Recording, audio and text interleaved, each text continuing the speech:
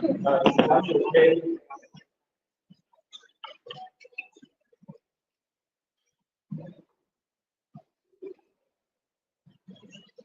dove c'è il mondo visione, come Nicolai.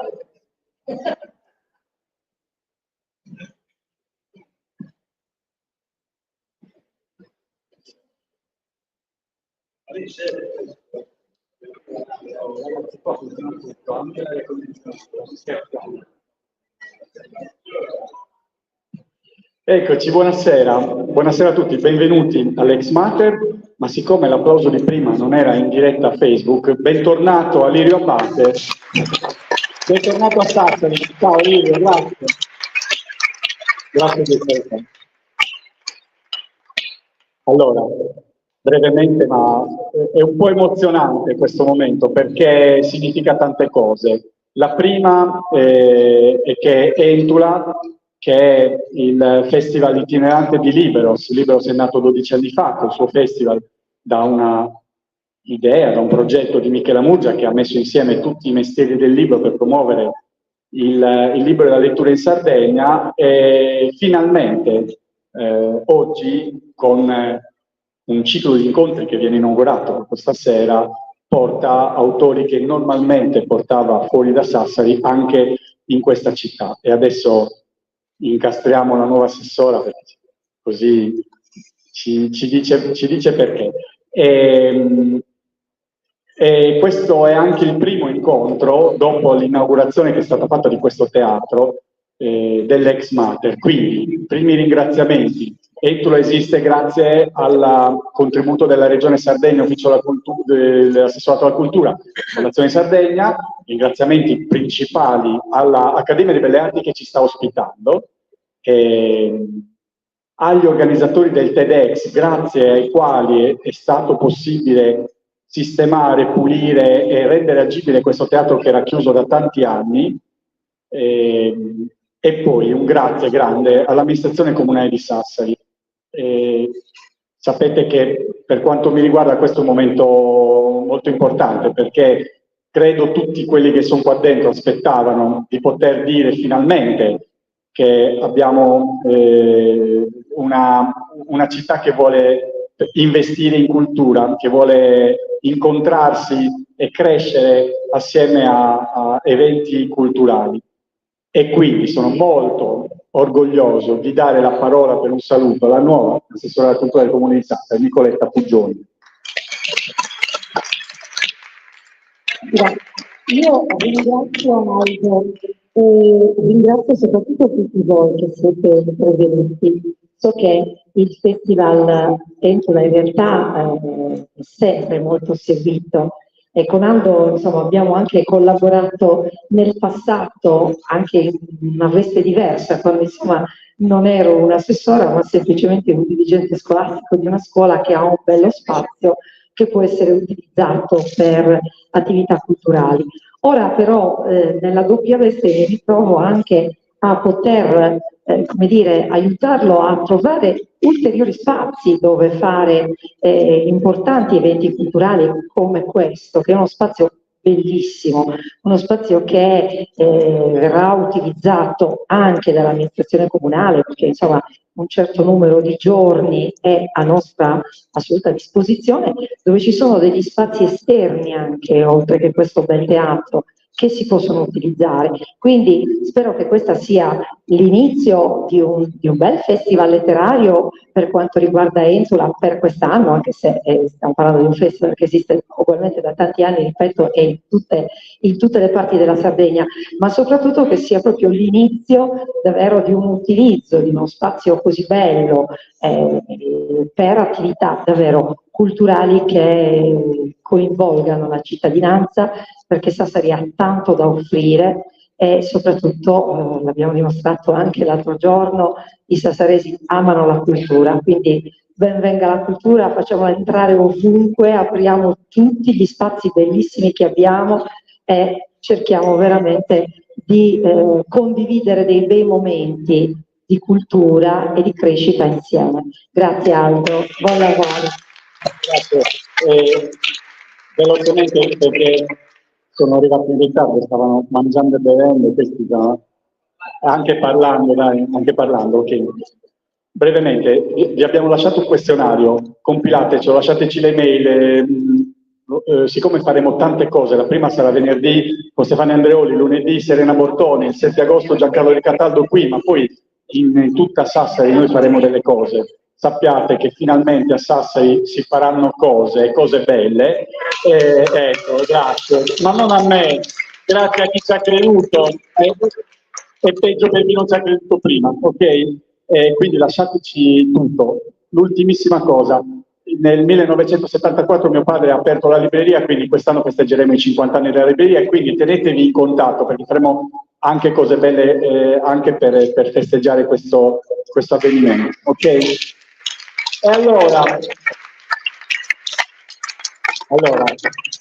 approfittiamo della presenza di Livio qua, ieri eravamo a Commercio, Ponte Cammina, questione della legalità, oggi l'abbiamo voluto fortemente qui a Sassari e quale migliore persona per presentare Demoni se non Elias Vacca. Grazie Elias, che è un amico di Libero da sempre. E quindi a te la parola, hai il microfono, vai Livio, buona serata a tutti. Oh, grazie. Bene, stavamo parlando, sì, ma non è che stavamo solo mangiando e bevendo. Che questi librai parlano così. Va bene. Questo, Aldo, per chi dice che la cultura non dà da mangiare, insomma, noi, io e Lidio eravamo i testimonial dell'opposto, no? Devo dire che con Lirio Abbate ci siamo sfiorati già lo scorso anno, perché Lirio avrebbe dovuto raggiungerci alla Liquida per il libro Stragisti che è uscito lo scorso anno, no? E il libro Stragisti è una delle ragioni per cui Lirio Abbate gira con 4 uomini di scorta. Non solo quello che è scritto in quel libro, anche quello che è scritto nel libro del quale parleremo stasera. Ora, io vorrei che tutti quanti, per un attimo, mentre la nostra conversazione si svolgerà, pensassimo a come e quanto è difficile ed è problematico in questo paese fare informazione e fare giornalismo d'inchiesta. Vedete, non è soltanto un problema che pure conosciamo, quello relativo alla libertà di informazione intesa in senso lato, no? Al fatto che molte delle nostre testate mainstream, anzi quasi tutte, sono in mano a gruppi editoriali che non sono di editori puri. Molto spesso i gruppi editoriali comprendono espressioni politiche, di partiti politici o espressioni economiche e quindi non agevolano in certo qual modo, non dico l'oggettività perché l'oggettività è una pretesa assurda, ma la libertà e la pluralità dell'informazione.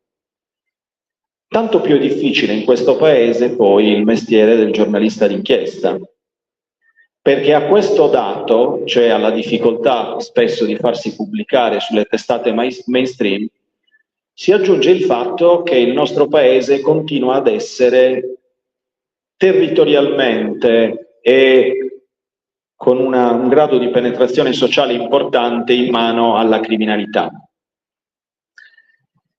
E alla criminalità autoctona che conosciamo, nella sua espressione massima delle organizzazioni criminali di stampo mafioso che occupavano quasi tutte le regioni del sud e oggi sappiamo che attraverso i loro artigli penetrano anche quelle del nord ormai da lungo tempo, vengono ad aggiungersi altre organizzazioni criminali con caratteristiche antropologiche nei componenti diverse, con caratteristiche culturali, con matrici culturali o subculturali diverse. Demoni parte da questa constatazione, cioè vi è stata una mutazione nel corso del tempo che ci ha portati dalle espressioni tradizionali delle organizzazioni mafiose e paramafiose, alle bande organizzate per le quali ci si interrogava già se avessero una caratteristica organizzativa, una matrice mafiosa, pensiamo alla banda della Magliana per parlare della capitale, ad una organizzazione o più organizzazioni. Lirio poi nel libro ci dirà, c'è un momento in cui si trovano, come al poker, si trovano a tavola in 4, una organizzazione o più organizzazioni che hanno maturato caratteristiche diverse, tali da rendere ancora più problematico mantenere l'ordine pubblico e perfino proteggere chi dell'ordine pubblico si occupa e chi si occupa di fare informazione su questi fatti. In Demoni, mai come in Demoni, ci si rende conto che la vita umana può valere qualche centinaio di euro. C'è sempre qualcuno che è disponibile, come dicono loro in gergo, a fartisi per meno di 1.000 euro o soltanto per dimostrare, per accreditarsi con l'essere, diciamo, l'uomo adatto, la persona adatta al servizio di chi lo comanda in attesa poi di diventare il capo, cioè di fare la scalata. Facevamo un discorso poc'anzi a tavola con Lirio, del quale poi parleremo, ma io con te che ti sei occupato, e anche fino all'anno scorso scrivendo Stragisti, ti sei occupato di raccontarci le vicende della famiglia Grabbiano, di come questa famiglia fosse legata al potere economico e al potere politico, poi arriviamo a Roma, Roma è di tutti, Roma è di chi se la prende. Ma che cosa è successo nel tempo perché si arrivasse dai Grabbiano ai Demoni?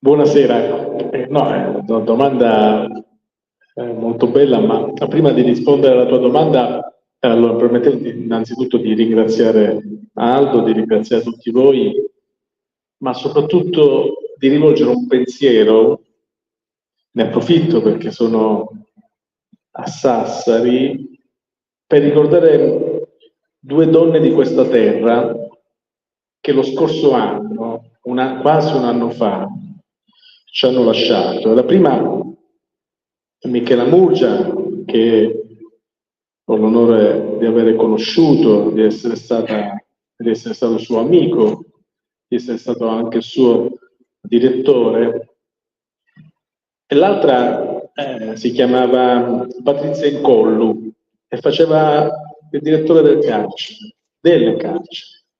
È una donna che alla cultura e anche alla socialità credeva molto. E qui, poca distanza da qui, ha lavorato per tanti anni e a lungo, ed è scomparsa anche lo scorso anno. Quindi, intanto mi premeva ricordare queste due donne molto forti,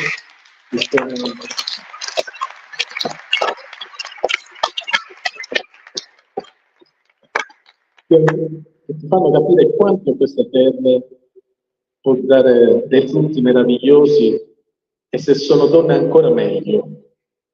Michela da una parte, con quello che conosciamo, con la forza della parola, della sua scrittura, delle sue idee, e dall'altra Patrizia Incollu, che magari non tutti di voi adesso conosceranno, magari qualcun altro ne ha sentito parlare, ma è una donna fortissima che teneva in piedi le regole, la linea di chi deve stare in carcere, ma è un carcere importante, che è quello che i più importanti mafiosi temono, e che non tutti vogliono venire qui a paccare.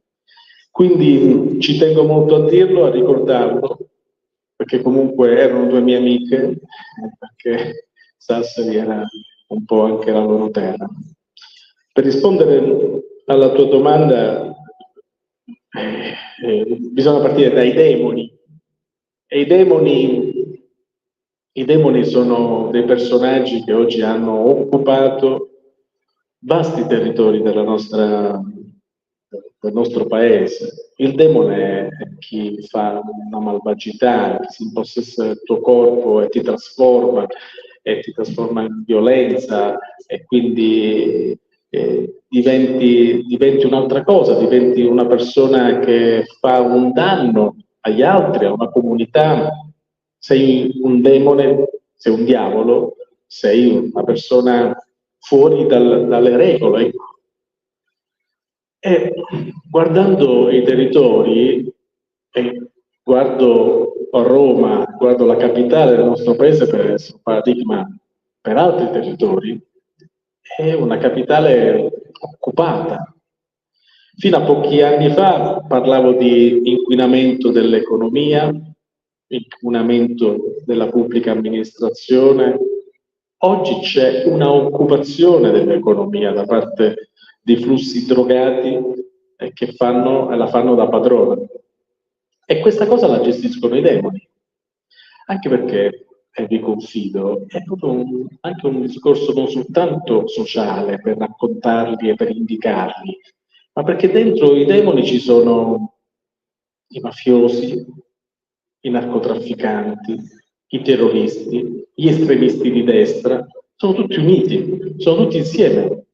E quindi mi fa specie separare l'uno dall'altro e dire mafioso uno, criminale un altro, ma sono tutti quanti insieme e formano, diciamo, quella figura demoniaca, e per questo li ho chiamati demoni.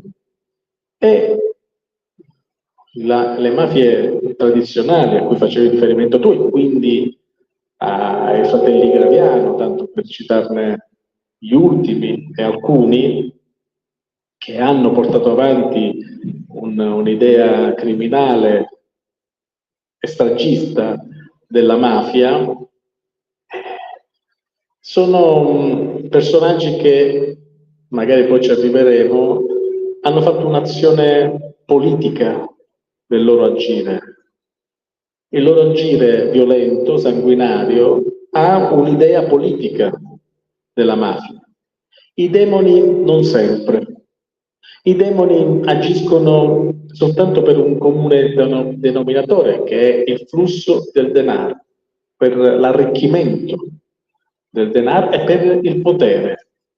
Perché guardate, tutto questo mette avanti i narcotrafficanti, si racconta e racconto con dati di fatto e documentalmente che Roma è diventata ormai una città narcos, violenta, una città che ha tanto denaro che ingloba, che proviene dalla droga, e quando c'è il narcotrafficante, quando c'è il traffico di droga e quando c'è la droga, questo significa un potere economico, e quando significa potere economico significa anche un potere di corruzione, e quando c'è la corruzione arrivi ovunque.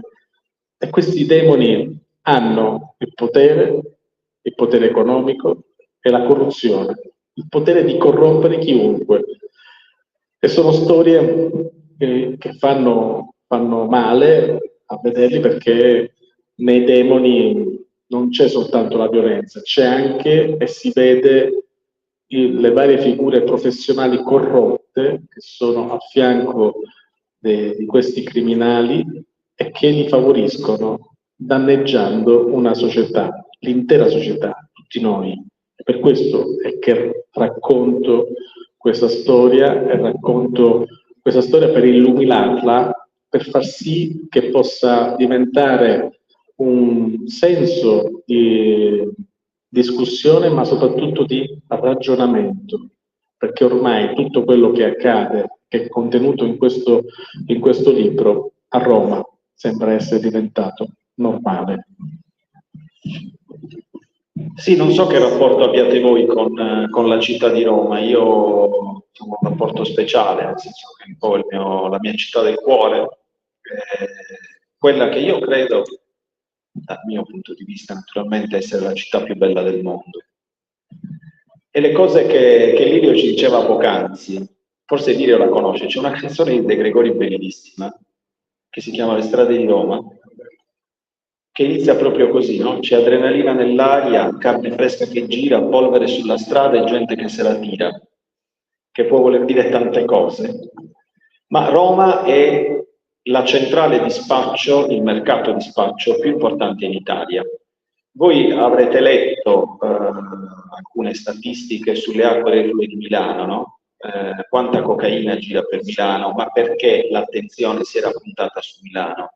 Perché siccome Milano è nella nostra vulgata la capitale morale, così si diceva, del paese, no? Il luogo della finanza, dell'industria, faceva strano che certe cose non succedessero soltanto nell'orrendo meridione, ma capitassero a Milano. Bene, la concentrazione di stupefacenti, di cocaina in particolare nei reflui di Roma, è decisamente più elevata che quella di Milano. Oppure abbiamo sempre detto, tradizionalmente esistono intere porzioni di questo paese che sono in mano alla criminalità organizzata e territorialmente le cosche controllano, no? La Calabria, la Campania, la Puglia.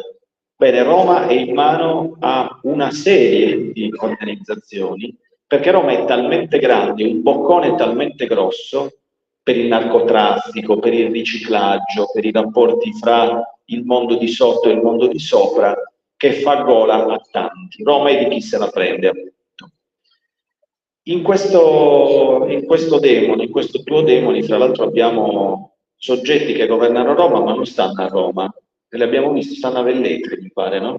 Cioè hanno, come dire, delocalizzato la centrale operativa e agiscono con modalità tali che fanno spavento per la disinvoltura che viene adoperata. A volte mi sono chiesto, si trattava di ingenuità il fatto di farsi intercettare in maniera così plateale sul terrazzino di casa propria, o era la spavalderia di chi diceva ma intercettami, intanto che cosa può intercettare? Che ho in testa di ammazzare il mio rivale e prova a fermarmi. È così che agiscono. Sì, c'è l'irruenza, la spavalderia, l'arroganza criminale di gruppi, in particolare al quale facevi riferimento sono gruppi albanesi che ormai parlano il romanesco, tra virgolette, e c'è una cosa, bisogna dire che ci sono le intercettazioni, si vede la violenza, la sopraffazione,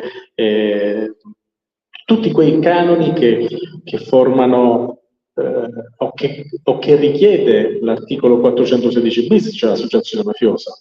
Però, e questo mi è capitato quando già raccontavo Mafia Capitale, però se tu nelle intercettazioni parli il romanesco, non è la stessa cosa che parli il sardo, il calabrese, il siciliano, perché se nelle intercettazioni parli, cioè ci parli siciliano, ci metti tutte le cose, ma che mi stai dicendo a me, così, questa è mafia, perché mediaticamente è mafia, cinematograficamente è mafia, nella testa anche del giudice è mafia. Se tu parli il romanesco, è tutta battute, è tutte risate, sono minchiate, ma che è mafia, però ammazzano lo stesso. Quindi giuridicamente cambia molto, perché uno viene riconosciuto per associazione mafiosa e quindi tutto quello che ne compete successivamente e ne consegue, diciamo, di pene, di reclusione, tutto quanto il resto, di regime carcerario. Se invece vieni condannato soltanto per associazione semplice, chi ne parla il romanesco? Ma sono cazzate, sono cose così, fra romani, si sono... quella è un'associazione semplice, farai la fine che fa uno dei capi, uno dei re di cui ho parlato, si chiama Senese, viene che sta in carcere, ma dal carcere abbiamo la prova, la dimostrazione che continua a comandare, a comunicare con i familiari, con gli altri, a ricevere informazioni, a darle, a ordinare omicidi, a ordinare diciamo, anche intimidazioni, perché non sta al 41 bis, come i mafiosi stanno, perché il 41 bis non è il carcere duro, il 41 bis è l'impermeabilità, diciamo, evitare la comunicazione fra l'interno e l'esterno del posto, perché altrimenti diventa come appunto uno di questi re di Roma, continui a comandare dal carcere, anzi, a differenza dei detenuti comuni che sono sovraffollati e maltrattati, questi capi di clan invece vengono ben trattati nelle carceri. anzi hanno il loro spazio e glielo riservano non soltanto chi può o deve gestire il carcere, ma anche i detenuti stessi che portano rispetto perché sanno chi c'hanno lì e quanto è stato bravo a mantenere quella posizione, diciamo, giudiziaria che non è andata oltre. Quindi la cosa principale è, diciamo, evitare di parlare il dialetto dei terroni, il dialetto delle regioni che siamo ormai, diciamo, storicamente indicati come mafiosi.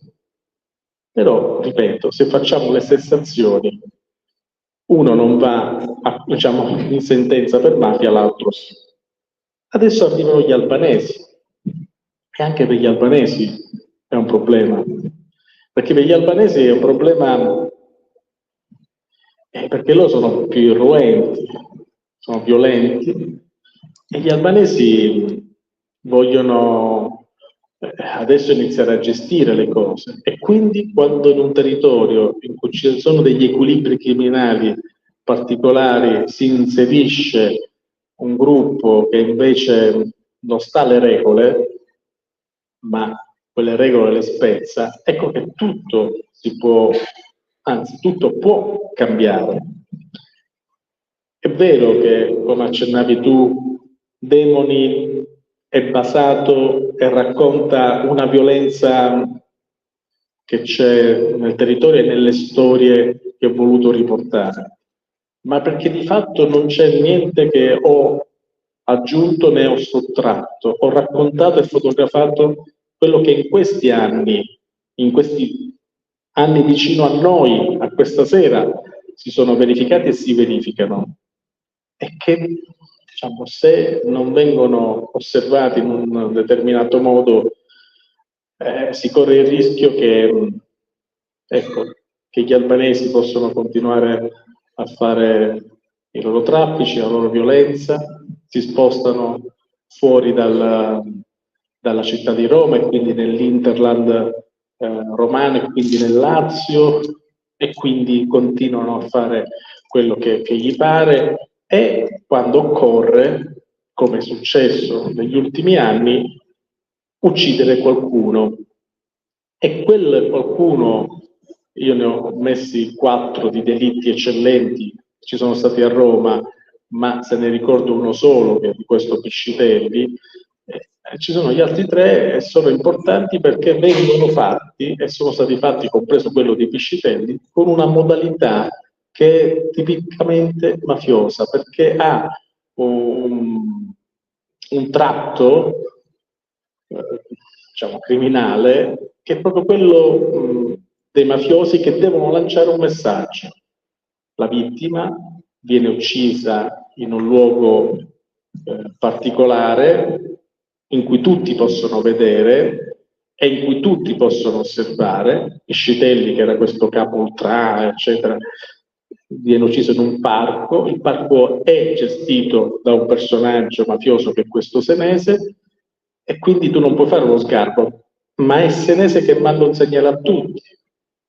Cioè, quello è stato ucciso qui perché ha sbagliato. E la stessa cosa per altri che vengono uccisi davanti alla scuola del figlio dopo che lui l'ha accompagnato in classe, e mentre sarebbe stato potuto, oppure i killer lo potevano raggiungere a casa, che si era appena trasferito in un posto dove si accedeva in un vicolo buio, stretto, e quindi di sera più facile ucciderlo. O un altro ancora, sempre un narcotrafficante, anche questo che aveva sbagliato con i capi, ucciso platealmente in spiaggia a Tor Vaianica, in mezzo ai bagnanti. Sono arrivati lì e lo hanno assassinato.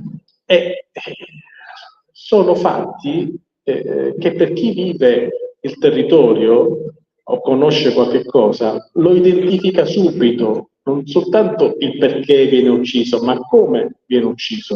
E sono modalità che, diciamo, ricalcano quelle che è il codice, il segnale criminale mafioso, ma in questo caso io lo attribuisco ai demoni, quindi tutti dentro i demoni.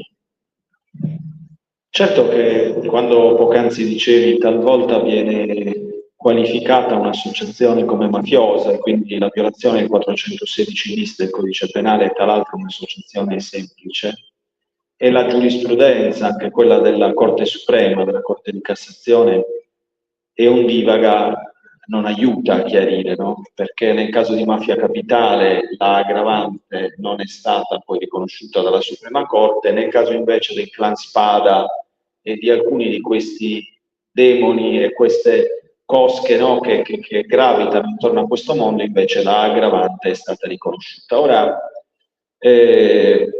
magari a pensare male si fa peccato, ma spesso ci si prende. C'era però una differenza sostanziale, mi sembra, tra queste organizzazioni criminali e, diciamo, quelle sottese a mafia capitale. Cioè, nel caso di mafia capitale, la cointeressenza fra il mondo di sotto e il mondo di sopra, attraverso il sistema delle cooperative, quindi Buzzi, eccetera, eccetera, si esprimeva in modo palese, cioè un ex nero, probabilmente terrorista legato alla banda della Magliana, fa gli affari con uno che gestisce le cose per conto delle cooperative rosse, questo dicono i processi, e quindi, come dire, il giro d'affari non è lo spaccio degli stupefacenti, il giro d'affari è direttamente rivolto al sistema degli appalti. Nell'altro caso invece sono le estorsioni, le prepotenze del clan Spada. Voi ricorderete quella testata memorabile che uno del clan Spada diede a un giornalista, un operatore Rai 3, e quindi l'atto eclatante, no, di bullo oltre che boss, che si comporta anche come un bullo di strada.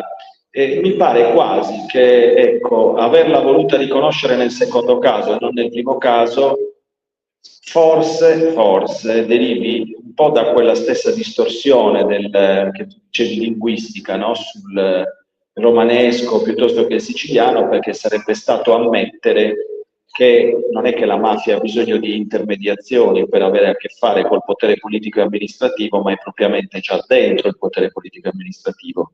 E quindi il concorso esterno in associazione mafiosa in quel caso viene esteso a tutta una serie di figure per le quali sarebbe davvero imbarazzante. Ma lì c'è un altro problema, che sono ormai 10 anni che me lo trascino e loro cercano di trascinare me dentro questa cosa. Quando giornalisticamente prima, giudiziariamente dopo, fai un'inchiesta giornalistica e investigatori giudiziaria e colleghi questi criminali con la politica, e sono cavoli amari, perché non è la stessa cosa quando tu fai un'inchiesta giornalistica, un'inchiesta giudiziaria soltanto alla mafia militare, e che lì sono tutti bravi a dire contro la mafia militare, e fa male, e questi fanno male, e questi inquinano l'economia, e questi ammazzano, e questi fanno la violenza, e quindi dobbiamo debellare tutti. E quando ci dici, guarda, che sopra la mafia militare ci sono personaggi che invece hanno contatti con la politica, perché gestiscono gli appalti, perché gestiscono gli affari dell'amministrazione pubblica, che fanno diventare gli appalti opere di emergenza e quindi a trattativa privata li danno agli amici loro, e quando ti fregano per la raccolta dei rifiuti e che paghi tanti milioni di euro e poi la raccolta non la fanno, e quindi sei tu che ne paghi le conseguenze, tu cittadino. E quindi dici che accanto a un estremista di destra come Massimo Carminati, fascista, ma non il fascista di Mussolini, neofascista, uno dei nuclei armati rivoluzionari, perché questo è il danno della fiamma attuale. E parlo di fiamma non per dire un'altra minchiata, parlo di fiamma perché la fiamma stava nell'MSI, la fiamma sta in Fratelli d'Italia, tanto per dircelo la parola di papà, così sapete con chi state o ci avete davanti. E il problema sta lì, e quando fai vedere che questi personaggi si comportano con gli stessi modi, termini e reazioni violente che fanno e hanno i mafiosi, quindi gli contesti l'associazione mafiosa, e non può Dice gli avvocati anche loro, ma anche l'altra politica, dice non può, a Roma non possiamo permetterci di dire che Roma era in mano alla mafia e la politica era il pupazzo dei neofascisti e dei mafiosi. E quindi tutto si scompone, e tutto diventa, o la fanno diventare una barzelletta, o ancora peggio, è tutto nella mente di un giornalista che si è inventata questa cosa, che è sempre lo scaricabarile. In questo caso il giornalista ero io. Quindi quella che è stata prima non era mafia, poi in secondo grado è stata mafia, poi in Cassazione non era più mafia assolutamente, ma era associazione per delinquere semplice, e questo personaggio che si chiama Massimo Carminati addirittura ha ricevuto una delle pene inferiori rispetto ad altri, è lui che veniva indicato come il capo dell'organizzazione. E poi adesso è libero di circolare, ma da mo' che è libero di circolare per Roma. Oggi che parliamo dei demoni, i demoni arrivano perché abbiamo raccontato che c'è stata Mafia Capitale che si è trasformata nel mondo di mezzo di Massimo Carminati, e adesso ci sono i demoni, che è la base, diciamo, dove si sorregge questo mondo di mezzo, il mondo di sopra e il mondo di sotto. Questo è il mondo di sopra. E il mondo di sopra, come in altre occasioni, non si può toccare. E il mondo di sopra, quando arrivi a quel confine in cui purtroppo c'è che qualcuno dei criminali ha a che fare con la politica, c'è il cortocircuito. E quindi il problema sta lì. Ma quando riesci a dimostrare, così come abbiamo fatto pochi mesi fa, giornalisticamente, che invece un contatto fra questi estremisti di destra, criminali, narcotrafficanti e la politica, nel senso proprio preciso, governativo, c'è, e voi vi chiedete, e com'è?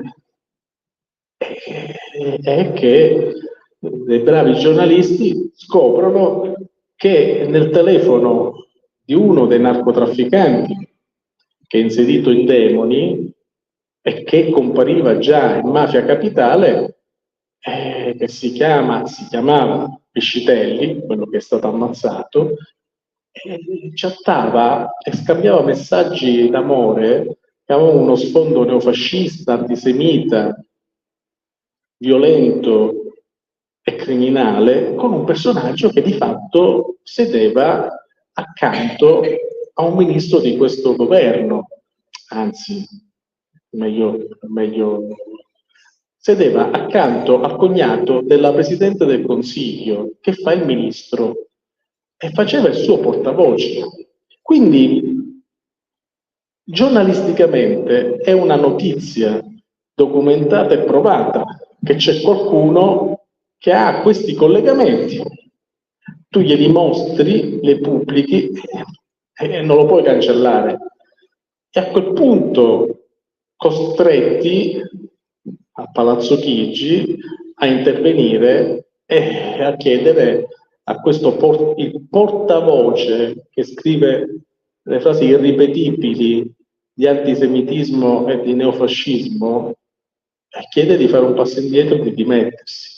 Ora, se non ci fosse stata l'informazione e quindi il lavoro che facciamo, e quindi di documentare, perché magari non è reato questo qua, almeno, e noi avremmo ancora lì dentro un portavoce di un ministro che la pensava così, cosa che non può andare bene in un paese democratico come l'Italia. E quindi quando lo scopri non possono che chinare la testa. Io mi auguro, diciamo, che lì dentro, diciamo, nell'entourage, nel governo, eccetera, non ce ne siano altri, però il problema è che non può sempre arrivare, in questo caso, l'informazione o delegare alla magistratura di fare i repulisti. Dovrebbe essere già la politica stessa a fare un repulisti del genere, soltanto che non avviene. e non si fa, e quando glielo fai notare ci sono sempre degli attacchi.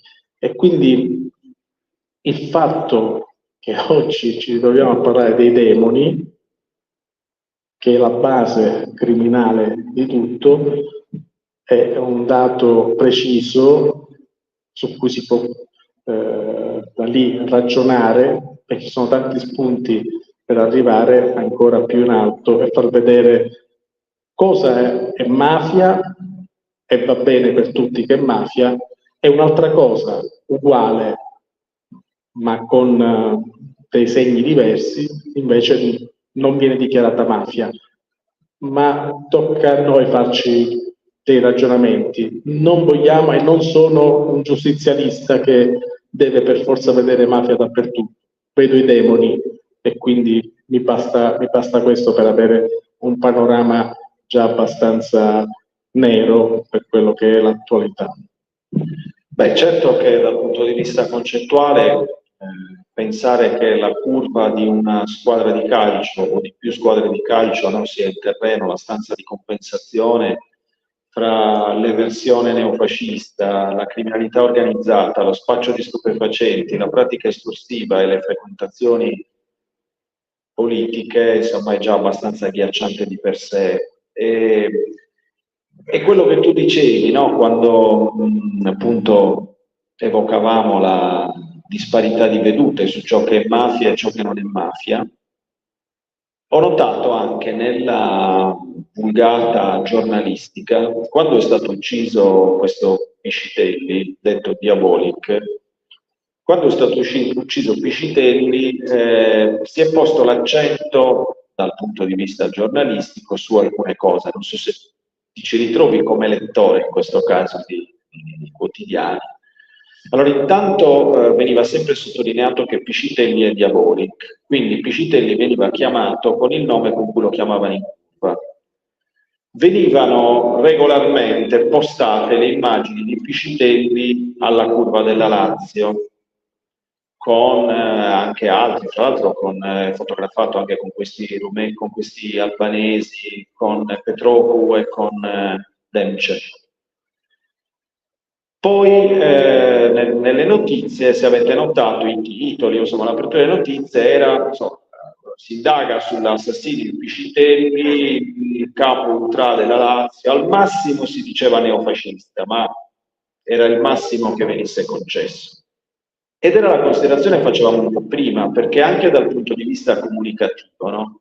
Dire che il portavoce di un ministro della Repubblica interagisce in quella maniera invereconda con il capo ultra neofascista dei tifosi della Lazio, eccetera, è una cosa. Dire che interagisce con uno che è inserito stabilmente in un'organizzazione mafiosa che lo fa fuori, voglio dire, torniamo all'imbarazzo dei Salvo che erano compari in Salvo Lima, cioè è una stagione alla quale mi sembra che non si voglia tornare e non si voglia dire che è a Roma, non a Palermo, non è sul lungomare di Montello che l'hanno ammazzato in un parco al centro di Roma, e quindi io mi ritrovo assolutamente in questa tua lettura.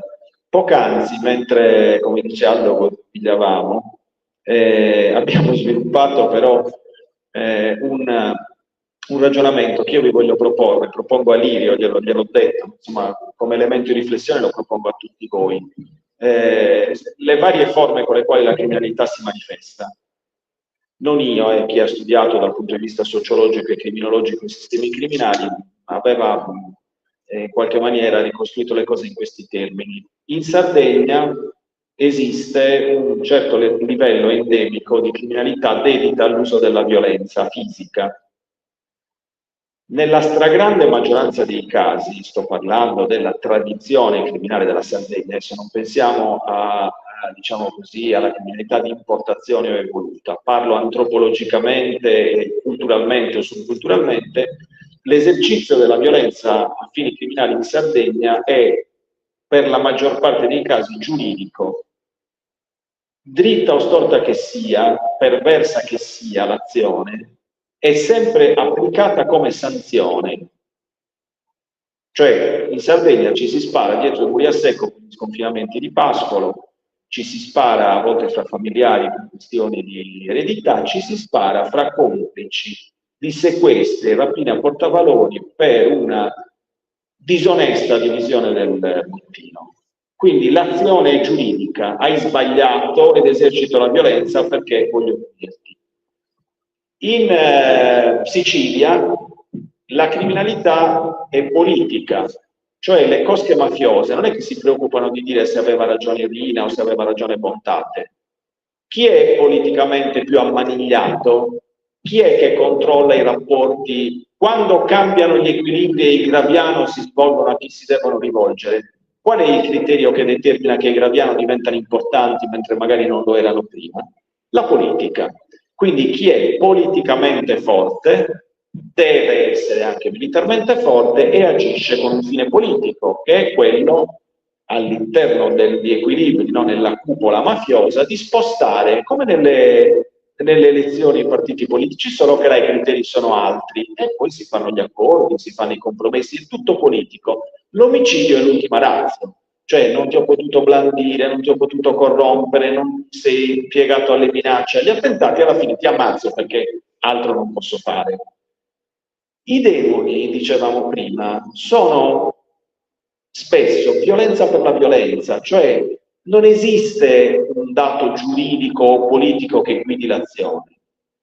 Elvis Dence, che è poi uno dei personaggi centrali del libro, uccide o minaccia di uccidere anche soltanto per dare una dimostrazione del non avere paura, dell'essere il più forte. Uccide o minaccia di uccidere per un sospetto. A volte questi personaggi sono preda di delitti paranoici veri e propri, per cui uccidono perché hanno paura di essere uccisi.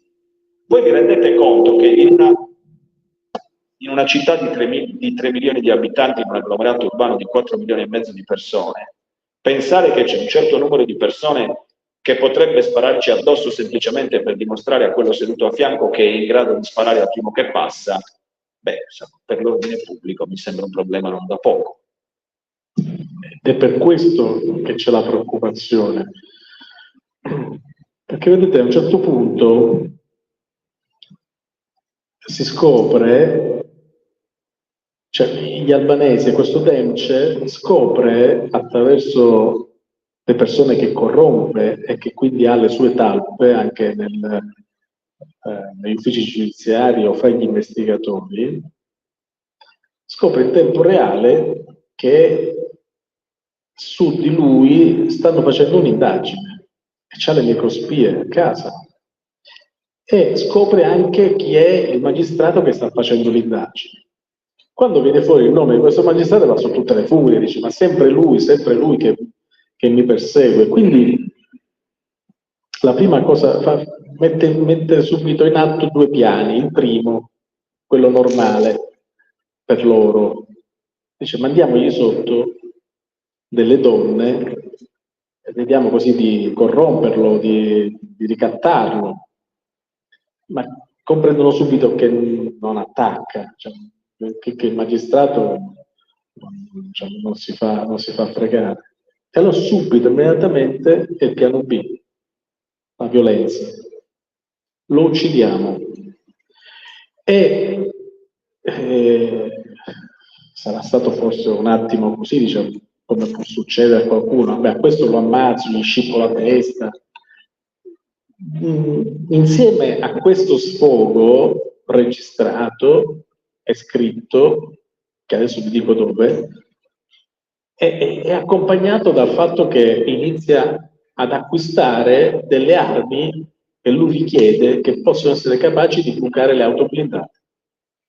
E dice, mi servono queste auto perché io vado lì, davanti al piazzale Clodio, gli vado a sparare, lo uccido, ammazzo. Dove lo scrive? E quindi si vede la reazione di questo albanese nei confronti di questo PL della direzione distrettuale antimafia di Roma che si chiama Francesco Cascini e che fa le indagini proprio sulla criminalità organizzata, sugli albanesi perché rientra in quell'ambito e che siccome quello fa il suo dovere, sta facendo un'indagine, lui che non può corromperlo, la cosa che fa, contrariamente alle mafie tradizionali, che prima di fare un delitto eccellente ci ragionano e valutano se l'omicidio vale più del danno che ne consegue, o viceversa. E quindi che cosa accade? Da una parte altre indagini che erano in atto portano all'arresto degli albanesi e quindi vengono arrestati e vengono tolti dal territorio.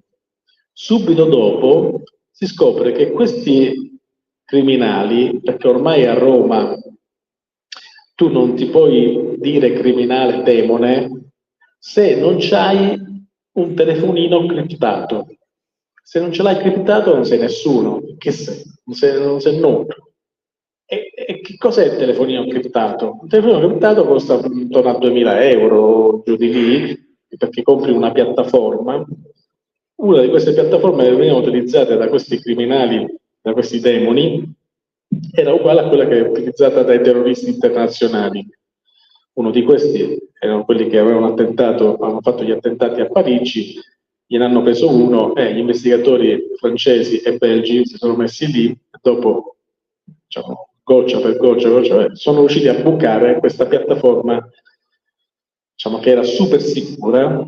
È venuto fuori il finimondo, è venuto fuori il vaso di Pandora, perché hanno aperto la piattaforma e visto chi si parlava e cosa si dicevano.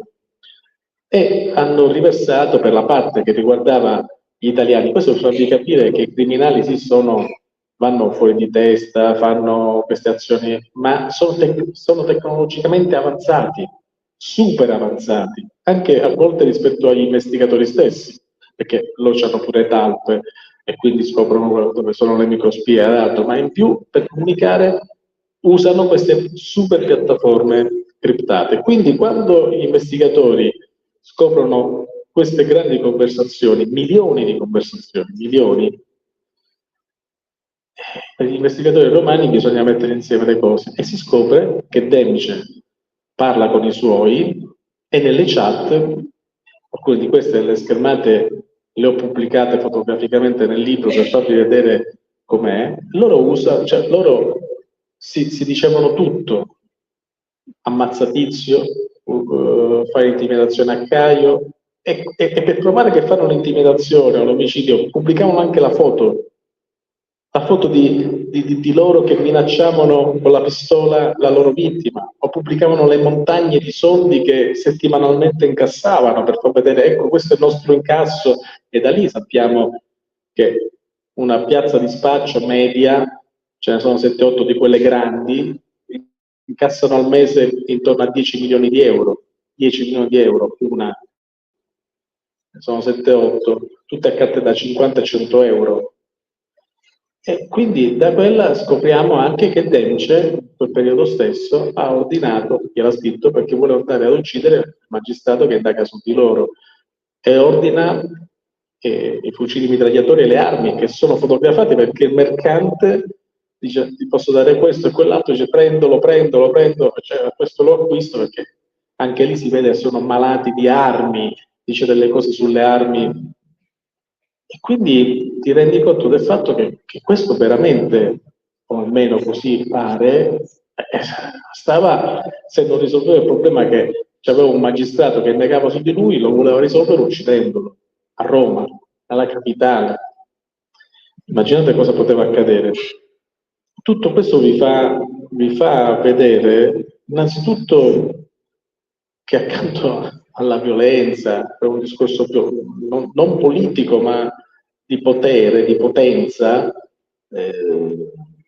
diciamo, questi agiscono così, senza pensarci, magari creando poi un danno alle altre mafie che avrebbero avuto delle ritorsioni giudiziarie investigative sul territorio, ma dall'altro lato questi si vogliono imporre sul territorio, e quindi se ci sono fazioni diverse che si vanno allo scontro, si chiama guerra. È un po' quello che questi albanesi stavano cercando di fare, perché la storia dei demoni sì, è fatta di violenza, di droga, ma è fatta anche di tradimenti, è fatta anche di tragediatori, è fatta di tutta una serie di robe che l'animo umano non può comprendere, perché è tutto il contrario. E questi ce l'hanno, perché a un certo punto questo albanese, siccome questo Piscitelli era di fatto un suo socio ed era quello che insieme lo stava facendo crescere nel mondo criminale e nel narcotraffico, glielo ammazzano e l'albanese capisce che il mandante è senese e allora organizza di uccidere un colonnello di Senese e quindi paga, anche questo è un altro personaggio pazzesco, paga un killer che si chiama Matteo Costacurta, che avevo già ritrovato nel Mafia Capitale, che è un neofascista, un personaggio legato a quel mondo lì di Piscitelli, degli ultra, ma nella realtà è un nobile romano, ma serio, cioè una famiglia nobile, un ragazzone elegante, sistemato, un giocatore di polo, uno che frequenta i salotti romani perché la famiglia da generazioni è una famiglia Costacurta molto importante, forse addirittura c'erano dei papi come avi, i circoli di un certo livello, la moglie lo considera un eroe, lui è uno sportivo, a polo, un cavallo, però poi come confesserà lui, di fatto dice, scusi, ma lei ammazza la persona? C'è la mia passione. Cioè, non lo faceva per soldi, lo faceva perché aveva questa malattia, chiamiamola così, malattia, questa degenerazione di ammazzare le persone, di uccidere. E la moglie non conosceva questo lato. Quindi l'albanese si serve spesso di Matteo Costacurta e lo incarica di uccidere un colonnello del capoclan. E l'agguato non finisce bene perché lui ferisce questo colonnello, ma il colonnello, che è uno che sa giocare bene, mentre si mette a riparo, lo guarda negli occhi, lui c'ha un casco e su una moto, lo guarda negli occhi e quegli occhi è come se li riconoscesse, perché Matteo Costacurta ha due occhi azzurri e nel casco si rivedono e alla vittima, alla designata vittima, gli rimangono impressi questi occhi. Quindi va in ospedale, poi tutti quanti, tutti i loro favoreggiatori, tutti i seguaci vanno lì a dire come stai, lui c'ha un pensiero, mi vogliono ammazzare, ma adesso ce n'è per tutti, ma io a lui l'ho riconosciuto. E quindi questa parola, lui l'ho riconosciuto, arriva all'orecchio dell'albanese, di cui dice, mica, sono fottuto. E quindi va lì a portargli la sua solidarietà, a dire ma come stai, che succede? Dice no, io l'ho riconosciuto, c'ha questi occhi, e lì c'è il genio malefico dell'albanese, ancora una volta il tradimento, il tragediatore. E dice ma guarda, ma questo qui è uno legato a Piscitelli, è uno di quelli della curva, sono loro che si vogliono vendicare per l'omicidio di Piscitelli. Saranno sicuramente loro che te l'hanno mandato.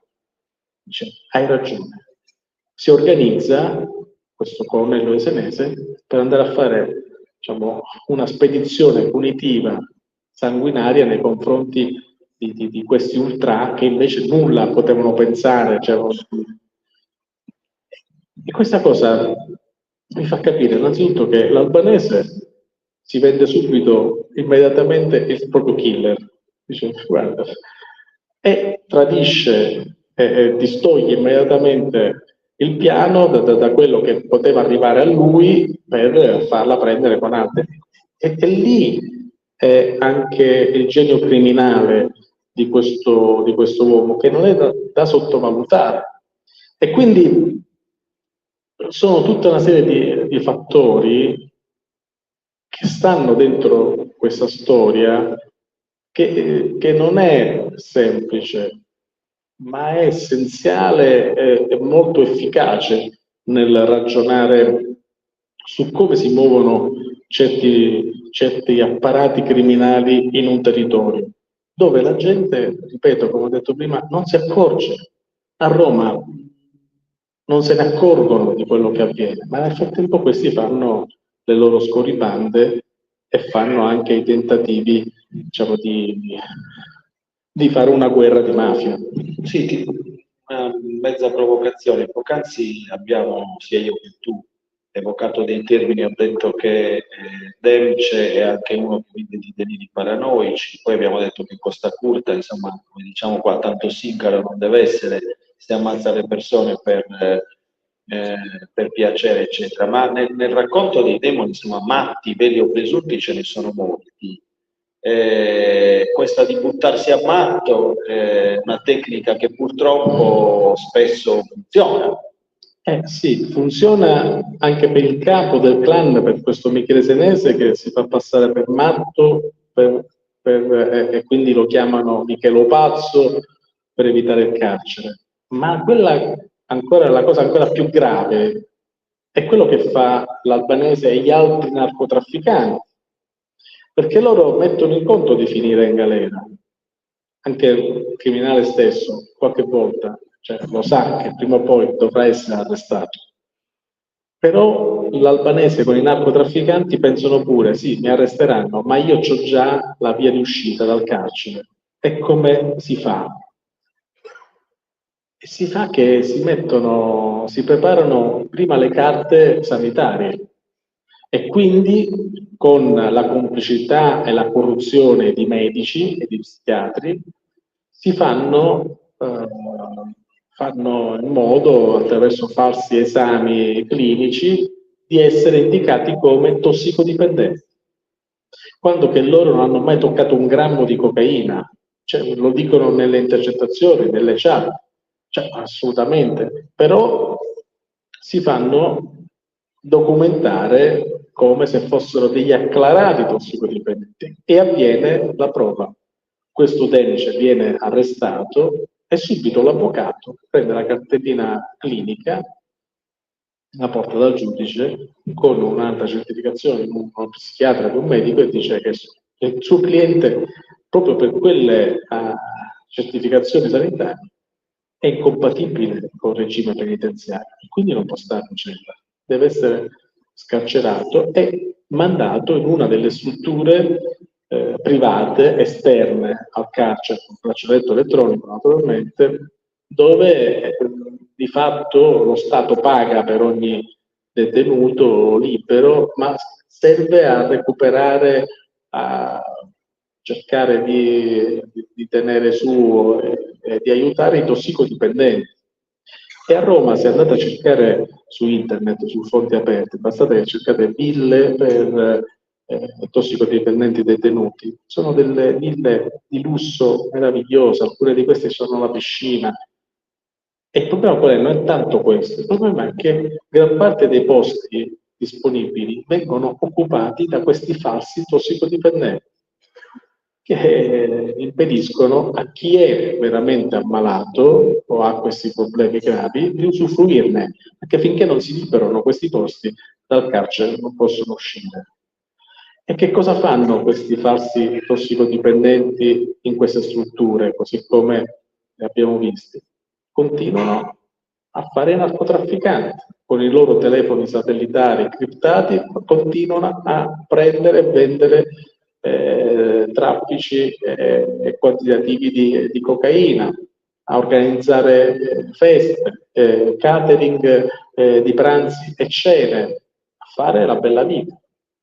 E tutto questo lo racconto proprio perché è un danno che fanno alla società, è un danno che fanno a quelle persone che stanno in carcere e che sono veramente ammalate e non possono poi usufruire di quei posti. Quindi c'è sempre una ricerca della follia o della tossicodipendenza, ma tutte e due false, per cercare di sfuggire al carcere. perché il carcere, se fatto in un certo modo, fa veramente paura. Sì, in conclusione del nostro incontro di oggi, lo so che ti potrà sembrare una domanda ovvia, però insomma, a causa di quello che scrivi, di demoni, a causa di stragisti, ma a causa delle tue inchieste giornalistiche, della tua direzione, così come altri amici giornalisti di inchiesta, di cui abbiamo un po' anche parlato, vivi sospeso fra il tuo dovere, l'esercizio di un diritto, che è quello poi il nostro diritto, non il tuo, è il nostro diritto a essere informati, e vivi un'esistenza insomma che è particolare, come quella di tutti noi. E come tu dici in Demoni, insomma, sgominata una cosca, un'altra occuperà quel territorio. Morto o arrestato un capomafia, un altro prenderà il suo posto. E quindi queste vicende, magari con delle mutazioni genetiche, si susseguono senza fine. Ma tu ti chiedi mai, insomma, al mattino, alla sera, quando vai a dormire, qual è il senso di tutto questo e perché continui a fare questa vita qui? Il libro c'ha una parte conclusiva che è l'altro lato della medaglia, ed è la parte positiva, l'azione che compie una imprenditrice, una donna, che fa una cosa contraria ai demoni, nei confronti di un demone. È una donna, ve la racconto velocemente, è un'imprenditrice di Roma che deve fare un investimento immobiliare tutto autorizzato dal Comune di Roma a Ostia, investimento immobiliare intorno a 200 milioni, qualcosa del genere, per costruire lì, tutto autorizzato, quando viene contattata e pressata dal capomafia di Ostia, un altro demone collegato con Senesi. Ebbene, lei non vuole andare, poi alla fine va, si siede davanti a questo capomafia, che dovete immaginarvi, questo capomafia è uno che per tanti anni gli investigatori erano stati dietro, ma lui era così accorto nelle cose che si muoveva in bicicletta, non aveva mai avuto un mezzo di locomozione, un'auto, non aveva un telefono, non ha mai avuto un telefono per paura di essere intercettato, e a casa stava molto accorto a parlare. Questo si siede davanti a questa donna, questa imprenditrice, che si chiama Barbara Mezzaroma, e dice: guarda, so che lei deve fare questo investimento qui, ma io posso garantire, le posso dare la mia parola. C'è tutto un dialogo che potete leggere, bellissimo. Le garantisco al 95% che non accadrà nulla se facciamo questo accordo, e che prevedeva il fatto che lei non avrebbe avuto controlli, nessuno andava a disturbarla nel cantiere, e tutto questo in cambio, perché lei dice: cosa vuole in cambio? Lo 0,5%, sono intorno a 500 mila euro. E dice: ma scusa, ma è una cosa impossibile, ma comunque. E lui dice, perché lì si vede proprio l'arroganza del criminale, ma in questo caso si vede la cretinaggine del criminale mafioso maschio, che si trova davanti a una donna imprenditrice, e siccome si sente mascolo, e tu sei femmina, non le capisci, io ti dico chi sono io, perché io sono il capo, qui mi chiamano capo dei capi, perché io ho ammazzato Tizio e Caio, ho gambizzato quelli, ho ripulito Ostia da tutti questi criminali, io ho portato fuori altri, qui comando io, la mia tradizione mafiosa, eccetera, deriva dalle lezioni che prendevo da Francesco Messina Denaro, che è il papà di Matteo.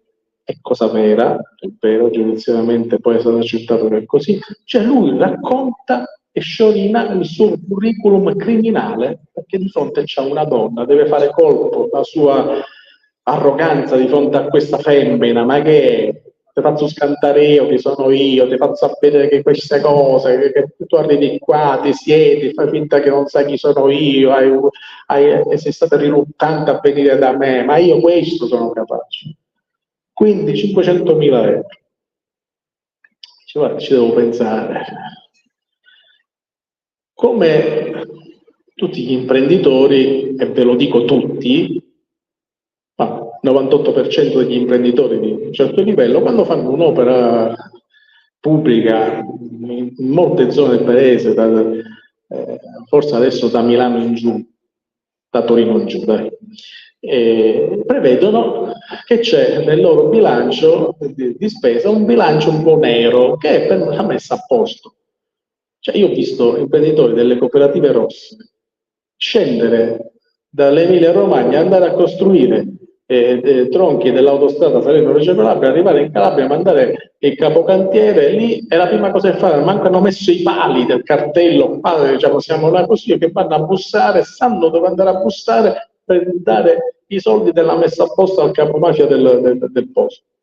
Tutto questo è processuale, non vi sto dicendo una cosa che... Quindi per tutti è normale. Quello gli aveva fatto il capomafia di Ostia, gli aveva fatto un discorso da imprenditore a imprenditore, solo che lui era un imprenditore mafioso e quella faceva l'imprenditrice normale con tutte le autorizzazioni del comune.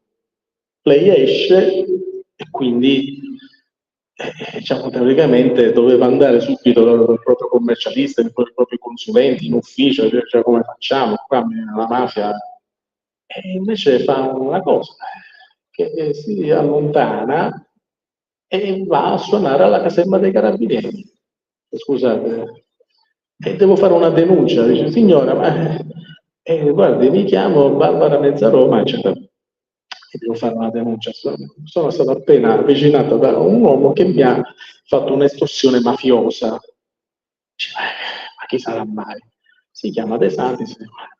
Ma chi? Nasca. Cioè, noi lo inseguiamo da anni, signora, è impossibile trovare delle prove nei confronti di questo, è una cosa, tutti quanti lo dicono, ma poi non si riesce a trovare come poterlo in qualche modo portare a processo. Ma dici, guardi, ma non è cosa, ma ho registrato la conversazione, cioè, e dice delle cose che secondo me, dice l'imprenditrice, forse vi possono servire per capire chi è il personaggio se voi non lo sapete.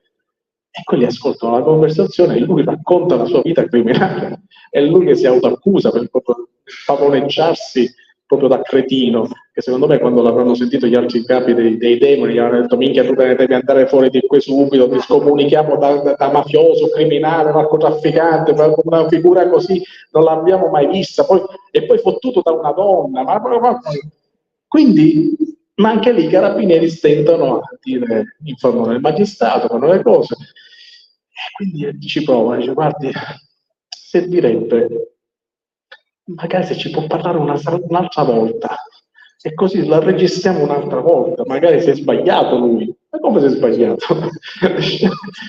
E quindi lei non si perde d'animo, perché lei fa una cosa per lei normale, e ci ritorna perché doveva dare una risposta ai 500.000 euro. Ritorna e quello di nuovo conferma, dice, aggrava la sua situazione e lei registra tutto. Esce da lì, lei dice a lui, guarda, non se ne parla nemmeno, faccia quello che vuole. Lei ritorna, consegna, questa volta i carabinieri stanno lì a distanza, fotografano questo incontro, vedono che fanno tutti i ganzi, no? Cioè, poi certo, Barbara si mette lì da cittadina normale e porta la registrazione. Questa cosa fa scattare poi l'arresto del capomafia di altri che erano coinvolti nella storia. Che cosa avviene?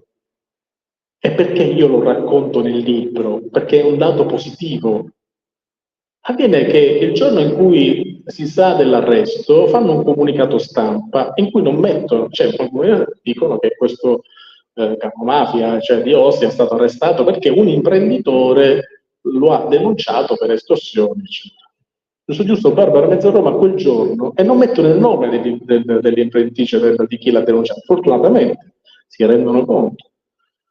E lei si trova a una riunione di questi costruttori che fanno a Roma, e quelli leggono la notizia e dicono ma questo è stato arrestato, e leggono che un imprenditore ha denunciato. E lì la cosa qual è? Tu scatti, c'è anche solidarietà, bravo, ma ce ne vorrebbero uno al giorno. Subito di questi la cosa comune è ma chi sto cretino che si è messo a denunciare, adesso tutto quanto sballa e tutto l'equilibrio salta? E lei si ritrae, dice, ma come? Cioè, stavo per dire, guarda, sono io che l'ho denunciato, si sente invece messa come nell'angolo che il cattivo era quella che l'aveva denunciato e quello era la povera vittima che era stato arrestato, minchia in galera l'ha mandato. Noi che ci abbiamo dato tutti i soldi, che siamo andati là a costruire, sto cristiano che danno poteva fare? Ora, a voi vi sembrerà strano, ma magari qualcuno fa di voi conoscere gli imprenditori oppure conoscere le persone. Ma Barbara, mezza Roma, ha fatto una cosa normale. Ha fatto quello che tutti quanti noi dobbiamo fare. Se subiamo un torto, un'intimidazione, un'estorsione, quello di denunciare. Perché la cosa normale è questa, non è normale che ti vengono a chiedere soldi per campare sulle tue spalle quando fai una cosa onesta e legale. Ma questo fatto purtroppo non riesce ancora a passare nella mente di chi opera in certi settori. E quindi, siccome l'imprenditrice non si è in quei giorni messa il mantello di Wonder Woman o la bacchetta magica di Harry Potter e dice adesso vi faccio vedere chi sono io, ha fatto quello che si deve fare, che un comune cittadino deve fare, senza diventare supereroe, senza diventare, diciamo, chissà che cosa. Ha fatto quello che si doveva fare. Tu mi stai chiedendo una cosa a me, io ti registro e ti mando in galera. Perché quello che tu stai facendo non è legale e tu stai intimidendo una persona. Se tutti quanti facessimo così, io penso che i demoni andrebbero in purgatorio. E questa è la storia che volevo raccontare. Grazie Livio. Allora, da pochissimo è uscito un libro, un testamento postumo di Michela, che si intitola Ricordatevi come vi pare. A noi piace ricordare Michela così, con tante persone che hanno voglia di leggere, di ascoltare e di conoscere autori come Lirio Abbate. Grazie Lirio.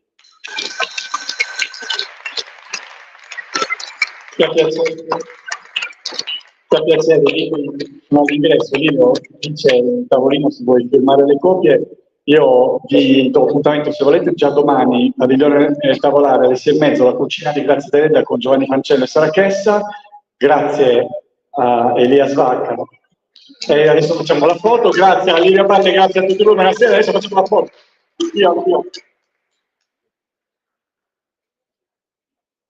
È venuta bene. Ciao a tutti.